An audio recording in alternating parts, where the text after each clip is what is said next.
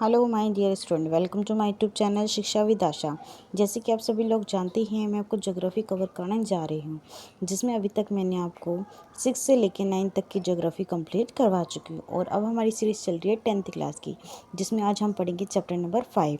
तो 5 chapter number का नाम क्या है? खनिज और ऊर्जा संसाधन। तो आज हम पढ़ने जा रहे हैं कि खनिज और ऊर्जा संसाधन में क्या डिफरेंस होता है। ठीक है, तो आइए इसके बारे में पढ़ते हैं। चैप्टर से स्टार्टिंग करते हैं। हैपन अपने पिता के साथ दूर के गांव में गुवाहाटी आया। वे लोगों को घरों जैसे अजीब चीज़ों में जाते देखता जो सड़क पर चलती है। वह एक रसोई जो भी बहुत से घरों के साथ जाते हुए दिखता था। ठीक है, वह आश्चर्य से अपने पिता से पूछता है कि पिताजी, हमारा घर इस प्रकार का क्यों नहीं चलता जैसे कि उसने गुवाहाटी में देखा है। उसके पिता ने बताया कि यह घर नहीं है, वे बसें व गाड़ियां हैं जो हमारे घर की तरह ये ईंटों और पत्थर से नहीं बनी, बल्कि इन्हें बनाने में लोहा, एल्युमिनियम जैसी धातुओं का प्रयोग किया गया है। ठीक है, ये अपने आप नहीं चलती, ये इंजन के द्वारा चलाई जाती है और इंजन को चलाने के लिए ऊर्जा की आवश्यकता होती है। तो बच्चों, इंजन को चलाने के लिए किसकी आवश्यकता होती है? ऊर्जा की। हम अपने रोज़मर्रा की ज़िंदगी में बहुत सी बनी विभिन्न वस्तुओं का प्रयोग करते हैं। डेली हम कोई ना कोई चीज़ों का यूज़ करते हैं। क्या आप अपने अपने घरों में की जाने वाली धातुओं से बनी चीज़ों की सूची बना सकते हैं? ये धातुएं कैसे दिखाई देती है? आपने पढ़ा होगा कि जो भ्रूपट्टी होती है, पृथ्वी की ऊपरी परत, ठीक है, भ्रूपट्टी किसे कहते हैं? जो हमारी प्यारी पृथ्वी है, उसकी ऊपरी परत को हम भ्रूपट्टी कहते हैं। खनिज के योग से बनी चट्टानों से निर्मित होती है। तो ये जो भ्रूपट्टी किससे बनी होती है? खनिजों से बनी होती है। इन खनिजों का उपयोग संशोधन करने से ये धातुएं निकाली जाती है। ठीक है, खनिज हमारे जीवन में अति आवश्यक भाग है। लगभग हर चीज़ को जो हम इस्तेमाल करते हैं, एक छोटी सी सुई से लेकर एक बड़ी इमारत या फिर एक बड़ा जहाज आदि, सभी खनिजों से बना है। जैसे कि आप और मैं अभी तक जो भी चीज़ों का प्रयोग करते हैं, इन संसार में जो भी व्यक्ति है वो जिस चीज़ का प्रयोग करते हैं वो अभी तक खनिजों की बनी होती है। रेलवे लाइन, सड़कों के पत्थर, हमारे औजार, मशीनें सभी खनिजों से निर्मित होती हैं, मतलब बनी होती हैं। इसी प्रकार जो कारें, बसें, रेलगाड़ी, हवाई जहाज सभी खनिजों से निर्मित होते हैं, मतलब बने होते हैं। धरती से प्राप्त ऊर्जा के संसाधन द्वारा संचालित होते हैं और ये सारा किससे चलते हैं? ऊर्जा से चलाए जाते हैं। यहाँ तक कि भोजन में भी खनिज होती हैं जिसे हम खाते हैं। मनुष्य ने विकास की सभी अवस्थाओं में अपनी आजीविका तथा सजावट, त्योहार, धार्मिक अनुष्ठान के लिए, धार्मिक चीज़ों के लिए भी खनिजों का प्रयोग किया गया है। तो आइए पता लगाते हैं कि इनकी क्या क्या चीज़ें हमारी खनिजों से बनी हुई हैं। ठीक है, खनिज व दंत मंजन में एक उज्जवल मुस्कान। दंत मंजन होता है जो सुबह आप मॉर्निंग में दांत साफ करने के लिए दंत मंजन का उपयोग करते हैं, मतलब कॉलगेट। दंत मंजन आपके दांत साफ करता है। और कुछ अपघर्षक खनिज जैसे सिलिका, चूना पत्थर, एल्युमिनियम ऑक्साइड व विभिन्न फास्फोट खनिज स्वच्छता में मदद करता है। फ्लोराइड क्या है? जो दांतों को गलने से रोकता है। तो आपसे एक क्वेश्चन में पूछ सकते हैं कि फ्लोराइड किसे कहते हैं? ऑप्शन वाइज एक एक मार्क्स के ऑप्शन में पूछ सकते हैं। तो फ्लोराइड नामक खनिज से प्राप्त होता है। अधिकतर दंतमंजन टिटेनियम ऑक्साइड से सफ़ेद बना होता है। तो आपसे पूछ सकते हैं दंतमंजन है वो वाइट किस कारण से होता है? टाइटेनियम ऑक्साइड के कारण ये वाइट देखने को मिलता है। ठीक है, र्यूटाइल, एमीनाइट तथा एनाटेज नामक खनिजों से प्राप्त होता है।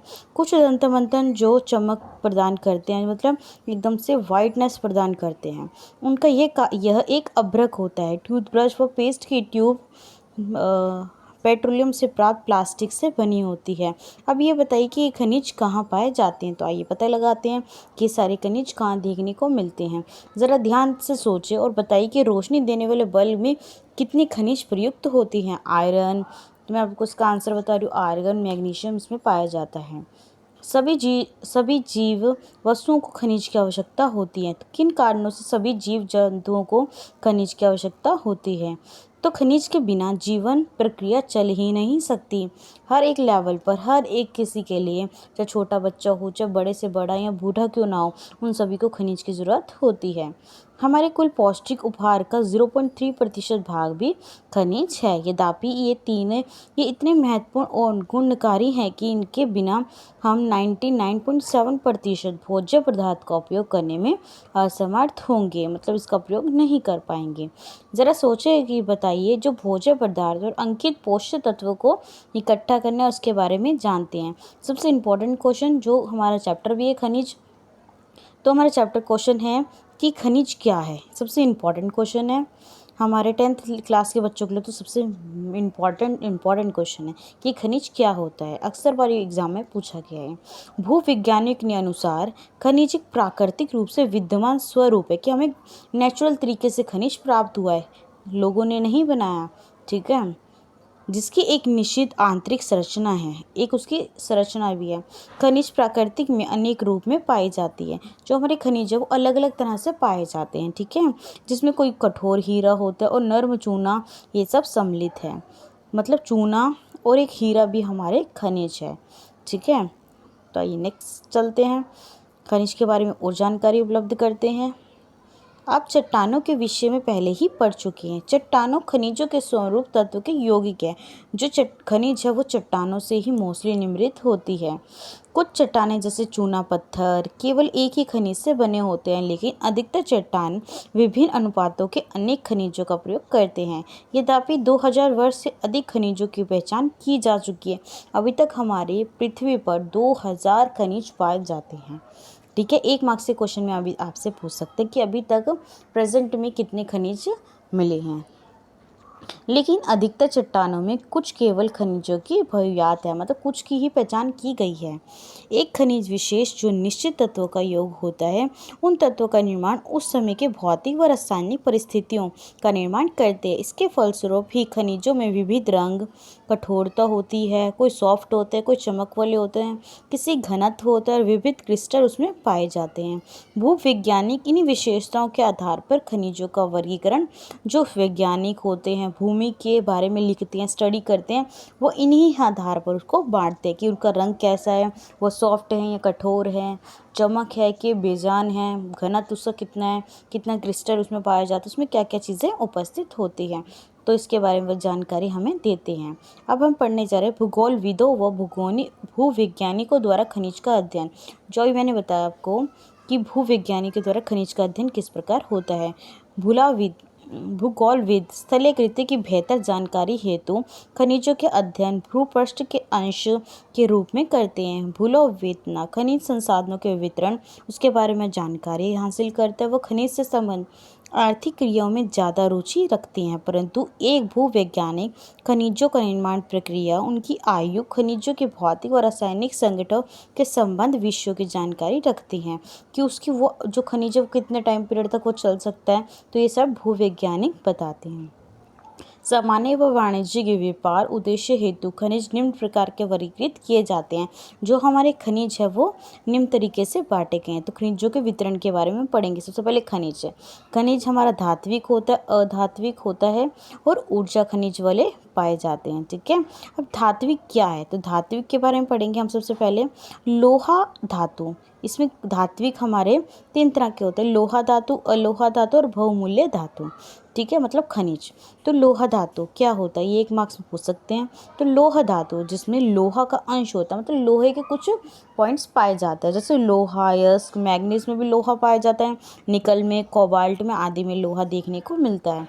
इसी प्रकार अलोहा खनिज तांबा, सीसा, जस्ता व बास्केट आदि आपको देखने को मिलते हैं। इसी प्रकार बहुमूल्य खनिज जैसे सोना, चांदी, प्लेटिनियम आदि, तो ये होते हैं हमारे धात्विक खनिज। तो आइए अधात्विक खनिज के बारे में पढ़े। इसमें अभ्रक शामिल है, नमक, पोटाश, सल्फर, चूना पत्थर, संगमरमर, ये बलुआ पत्थर, ये सारी अधात्विक खनिज हैं। तो आपसे 1 मार्क्स में पूछ सकते हैं कि अधात्विक और धात्विक खनिजों के उदाहरण बताएं, तो आप इनमें से बता सकते हैं। अब हम पढ़ेंगे खनिज। ऊर्जा खनिज क्या है, जैसे कोयला, पेट्रोलियम तथा प्राकृतिक गैस सारे ऊर्जा खनिज के संसाधन हैं। खनिजों की उपलब्धता कैसे होती है, खनिज कहाँ पाए जाते हैं। सामान्य खनिज अयस्कों में पाए जाते हैं। कहाँ पाए जाते हैं बच्चों, अयस्कों में पाए जाते हैं। किसी भी खनिज में अन्य अवयवों या तत्वों का मिश्रण संचयन कहलाता है, ठीक है। ये अयस्क शब्द का प्रयोग, आप अयस्क के बारे में पढ़ेंगे। अयस्क किस शब्द से मिलकर बना है? खनन का आर्थिक महत्व तभी है जब अयस्क में खनिजों के संयन प्राप्त मात्रा हो कि खनिज में ये पाए जाए। खनिजों के खनन की सुविधा का निर्माण संरचना पर निर्भर होता है। खनन सुविधा इसके मूल्य को निर्धारित करती है। अतः हमारे लिए मुख्य शैल समूह का समझना अत्यंत आवश्यक होता है जिसमें ये खनिज पाए जाते हैं। खनिज प्राय इन शैलों समूह से प्राप्त होते हैं। तो किन किन शैलों से खनिज की प्राप्ति होती है?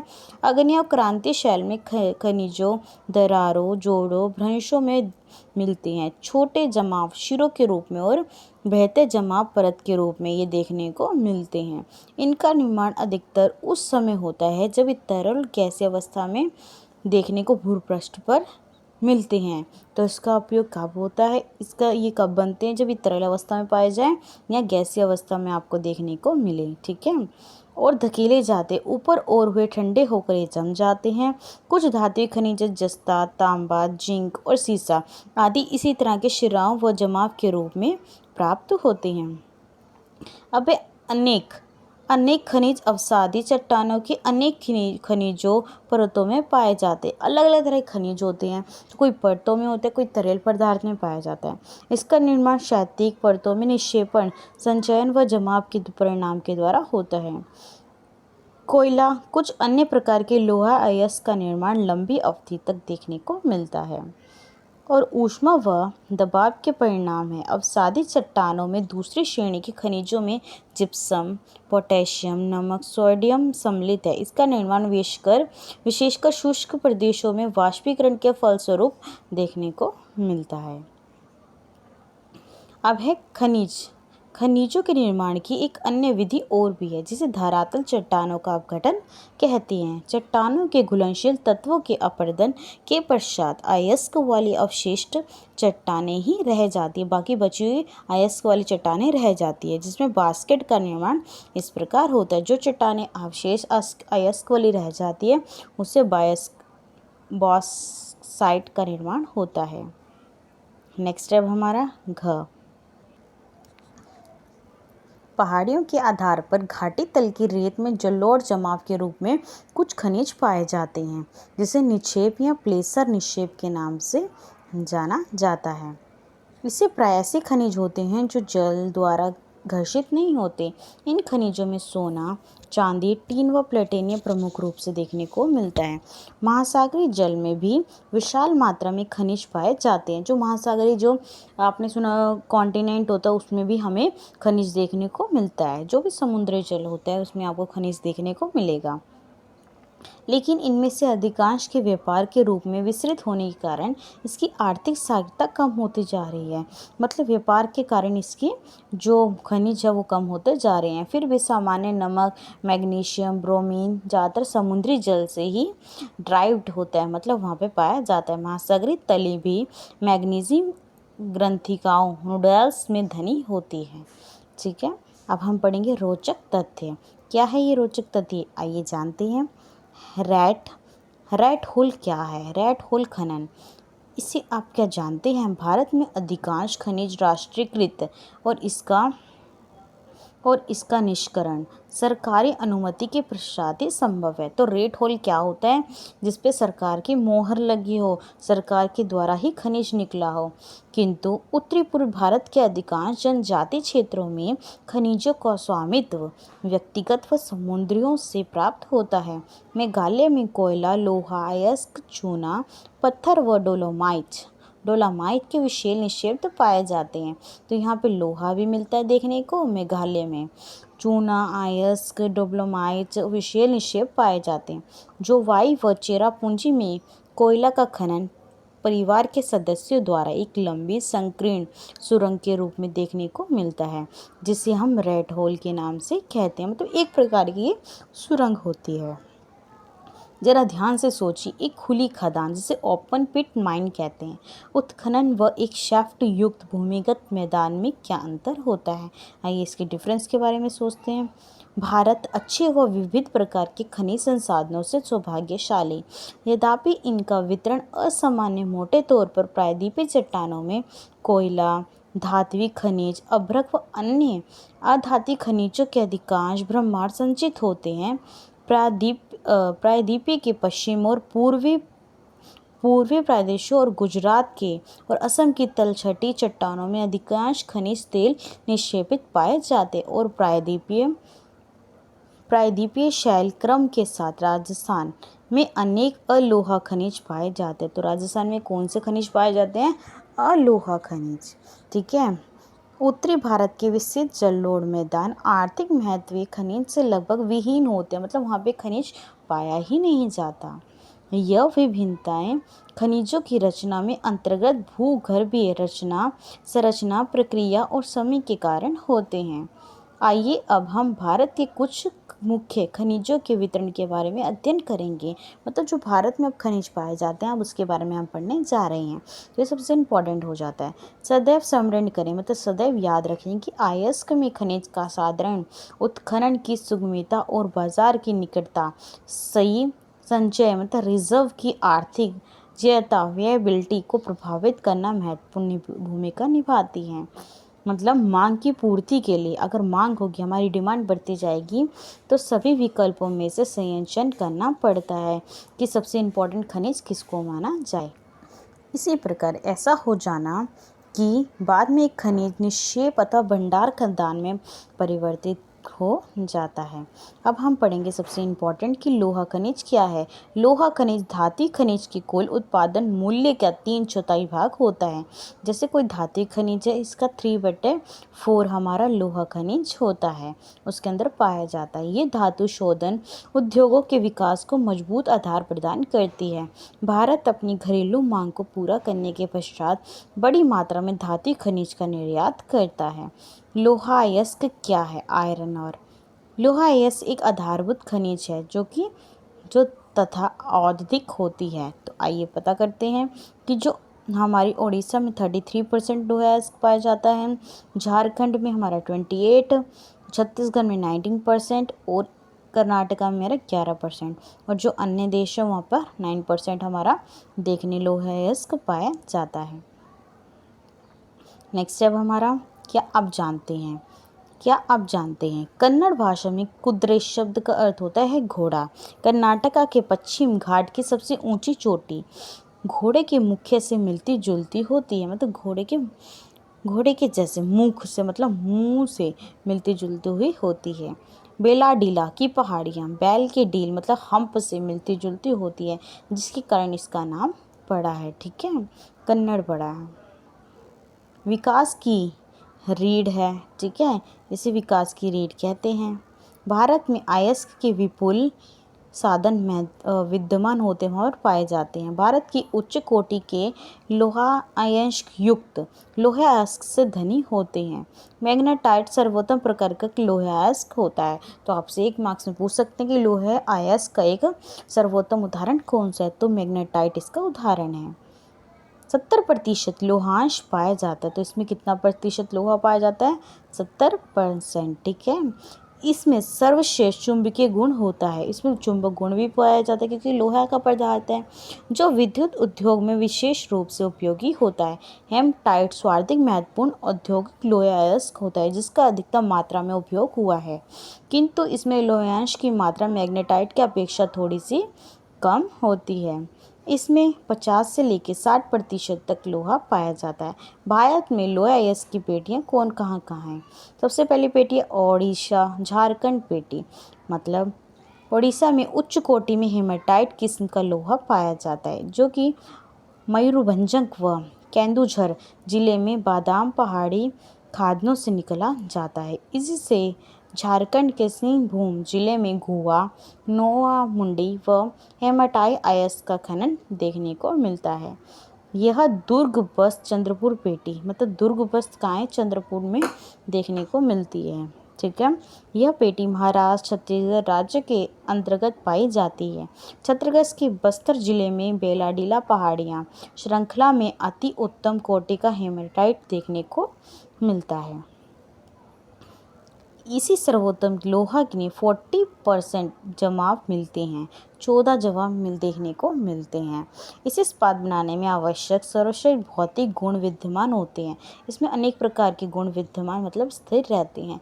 इन खदानों का लोहा अयस्क विशाखापट्टनम पतन से जापान और दक्षिण कोरिया को निर्यात होता है, मतलब एक्सपोर्ट होता है। ठीक है। बलेरिया, चित्रकूट, किंकम मंगलूर, तुमकुरू पेटी, कर्नाटका की पेटी में लोहा अयस्क की बहुत राशि संचित होती है, मतलब वहाँ पे देखने को मिलती है। कर्नाटका में पश्चिम घाट में अवस्थित केंद्रमुख की खानें 100% निर्यात की जाती है, एक्सपोर्ट की जाती है। केंद्रमुख निक्षेप संसार के सबसे बड़े निक्षेपों में से एक मानी जाती है। लोहा अयस्क स्लरी करदम रूप से पाइपलाइन द्वारा मंगलूर के निकट एक पतन में भेजा जाता है। महाराष्ट्र गोवा पेटी, यह पेटी गोवा महाराष्ट्र राज्य के रत्नागिरी जिले में देखने को मिलती है। यद्यपि इसलिए यहाँ पर लोहा एक उत्तम प्रकार का संसाधन नहीं माना जाता। इसका दशक दोहन किया जाता है। मर्ग मारो पतन से इसका निर्यात किया जाता है। कहाँ से किया जाता है? मर माग्रो। मैग्नीज के बारे में अब हम पढ़ने जा रहे हैं। मैग्नीज मैग्नीज एक प्रमुख रूप से इस्पात के विनिर्माण मतलब दोबारा पुनर्निर्माण किया जा सकता है, विनिर्माण किया जा सकता है। इसे 1 टन इस्पात बनाने में 10 किलोग्राम मैग्नीज की आवश्यकता होती है। ठीक है। इसका उपयोग ब्लीचिंग पाउडर, कीटनाशक दवाइयाँ, पेंट बनाने में किया जाता है। ठीक है।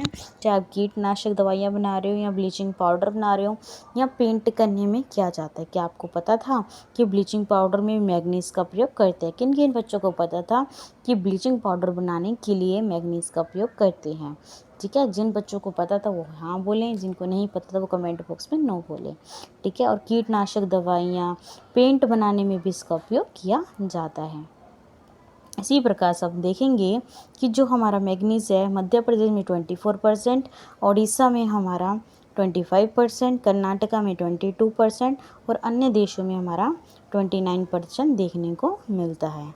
ठीक है प्यारे बच्चों, ये हमारा मैप है जिसमें भारत में महत्वपूर्ण खनिज कहाँ कहाँ पाए जाते हैं। तो आप मैप के ज़रिए यहाँ देख सकते हैं कि लोहा अयस्क इस प्रकार का बन रखा है डायग्राम, और लोहा अयस्क खानें ऐसी हैं। लोहा अयस्क निर्यात पतन ऐसे बनाए गए सिंबल, मैग्नीज ऐसे सिंबल जहाँ पे हो वो आपको लगेगा कि भारत में वहाँ जगह मैग्नीज पाई जाती है। बॉस्केट के लिए ऐसा साइन बनाया गया, अभ्रक के लिए ऐसा। तो आप मैप में इसकी प्रैक्टिस कर सकते हैं। नेक्स्ट स्टेप हमारा कि भारत में उड़ीसा मैग्नीज का सबसे बड़ा उत्पादक राज्य है। तो भारत में सबसे मैग्नीज कहाँ पाए जाते हैं? तो 1 नंबर एक क्वेश्चन में पूछ सकते हैं कि हमारी उड़ीसा राज्य में देखने को मिलता है। 2001 में देश में कुल उत्पादन का 1/3 भाग यहाँ से प्राप्त हो, मतलब 1/3 हमने मैग्नीज उड़ीसा से मिलता है। ठीक है। जरा सोचिए कि भारत में लोहा अयस्क, मैग्नीज, कोयला, लोहा इस्पात उद्योग के वितरण वाले मानचित्र पर आरोपित कीजिए। ठीक है। अब पढ़ेंगे हम अलोहा खनिज। अलोहा खनिज के बारे में पढ़ते हैं अब हम। भारत में अलोहा खनिज की संचित राशि उत्पादन अधिक संयोजनक नहीं होती, मतलब यहाँ पे देखने को नहीं मिलता ज़्यादा। ये खनिज जिसमें तांबा, बास्केट, सीसा, सोना आते हैं। धातु शोधन, इंजीनियरिंग व विद्युत उद्योगों में महत्वपूर्ण भूमिका निभाते हैं। हम तांबा बास्केट का वितरण समझेंगे। तांबा क्या है? तांबा, ठीक है, भारत में आप सभी ने तांबे के बारे में तो देखा ही होगा। किन किन बच्चों ने तांबे के बारे में सुना है, देखा है, या उनके घर पे तांबा देखने को मिलता है? तांबे के भंडार व उत्पादन क्रांति के रूप से है। मैलिएबल मतलब धातवर्थ, तन्यता, ताप सुचालक होने के कारण तांबे का उपयोग मुख्यतः बिजली की तार बनाने में, इलेक्ट्रॉनिक्स, रासायनिक उद्योग बनाने में किया जाता है। मध्य प्रदेश की बालाघाट खदानें देश का लगभग 52% तांबा उत्पन्न करती है। झारखंड, सिंहभूम जिले भी तांबे का प्रमुख उदाहरण है, ठीक है, उत्पादक है। राजस्थान की खेतड़ी खदानों भी तांबे के लिए बहुत प्रसिद्ध होती है। ये है, आप देखेंगे हम तांबा कहाँ कहाँ पाया जाता है। मध्य प्रदेश में 29.9%, अन्य देशों में 7.7%, झारखंड में हमारा 16% देखने को मिलता है। साथ में हमारा राजस्थान है जिसमें 48.48% देखने को मिलता है। अब हम पढ़ेंगे सबसे इम्पोर्टेंट है बास्केट। यद्यपि अनेक अयस्कों में एल्युमिनियम पाया जाता है, परंतु सबसे अधिक एल्युमिनियम क्ले जैसे देखने वाले पदार्थ बॉक्साइट से प्राप्त किया जाता है। बॉक्साइट निक्षेप की रचना एल्युमिनियम सिलिकेट से होती है, मतलब बॉक्साइट में एल्युमिनियम पाया जाता है। व्यापक भिन्नता वाले चट्टानों के विघटन से होती है। एल्युमिनियम एक महत्वपूर्ण धातु है क्योंकि ये लोहा जैसी शक्ति के साथ साथ अत्यधिक हल्का व सुचालक देखने को मिलता है। जो हमारा बॉक्साइट है वो सुचालक होता है, ठीक है, और इसमें अत्यधिक घातवर्धनीय भी पाई जाती है, जिसको हम पीट कर पतली चादरों में परिवर्तित कर सकते हैं, तो उसे आघातवर्धनता कहते हैं। भारत में बॉक्साइट के निक्षेपित अमरकंटक पठार में काले पठार, बिलासपुर, कटनी के पठानी प्रदेश में देखने को मिलते हैं, जैसे कि आपको इसमें देखने को मिल रहा है। ये चट्टानें किसकी है? तांबा की चट्टानें देखने को मिलती है। ओडिशा भारत का सबसे बड़ा बॉक्साइट उत्पादन राज्य है। मतलब ओडिशा से हमें क्या मिलता है? बॉक्साइट मिलता है। तो आप कमेंट बॉक्स में मुझे बताएंगे कि हमारा मैग्नीज कौन से देश से प्राप्त होता है। तो वो है हमारा क्या है बच्चों? कमेंट बॉक्स में आपको बताना है। 2009-10 में देश के 34.9% भाग बॉक्साइट का उत्पादन हमें ओडिशा को देखने को मिलता है, जो कि कोरापुट जिले में एक पंचपतमाली निक्षेप राज्य का सबसे महत्वपूर्ण बॉक्साइट निक्षेप है। जरा ध्यान से सोचिए, वो बताइए। भारत के भौतिक मानचित्र पर बॉक्साइट के खाने चिन्हित करनी है आपको। एक रोचक तथ्य, एल्युमिनियम की खोज के बाद सम्राट नेपोलियन तृतीय अपने कपड़ों पर एल्युमिनियम से बने हुए हुक बटन पहनता था। जब एल्युमिनियम की खोज हो गई थी तो वो क्या करता था? नेपोलियन तृतीय उसके कपड़े पहना करता था। अपने खास मेहमानों को एल्युमिनियम से बने बर्तन में भोजन करवाता था। आप मेहमानों को सोने चांदी के बर्तन में भोजन परोसा करता था।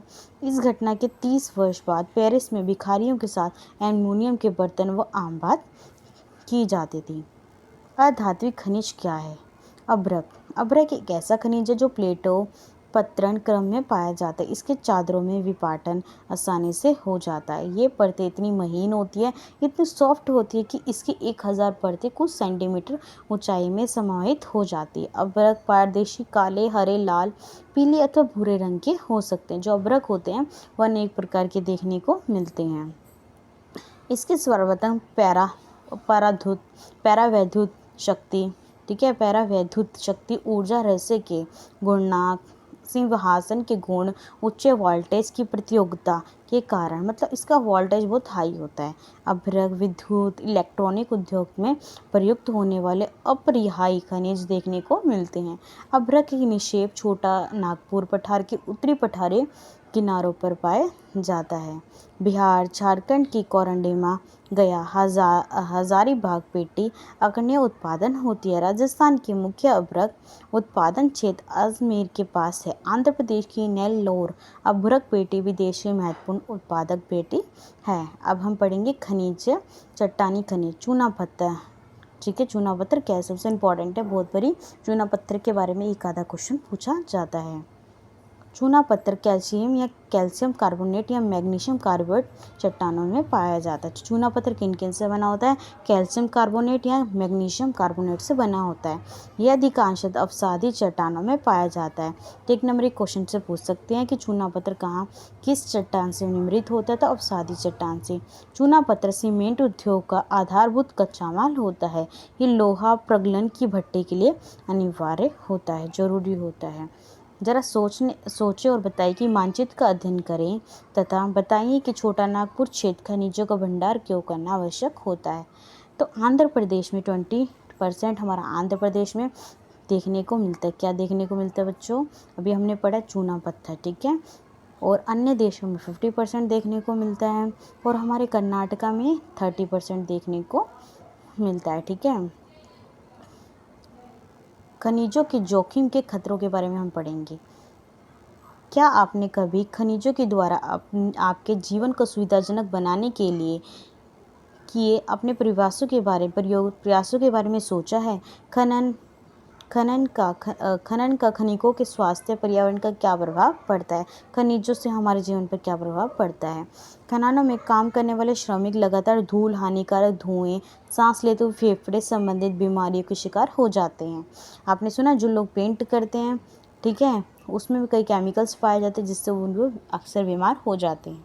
खदानों की छतों के गिरने, सैलाब आने, जल व्यापित होने, कोयले की खदानों में आग लगने आदि खतरे खदान श्रमिकों के लिए स्थायी होते हैं। खदान क्षेत्रों में खनन के कारण जल संदूषित हो जाता है।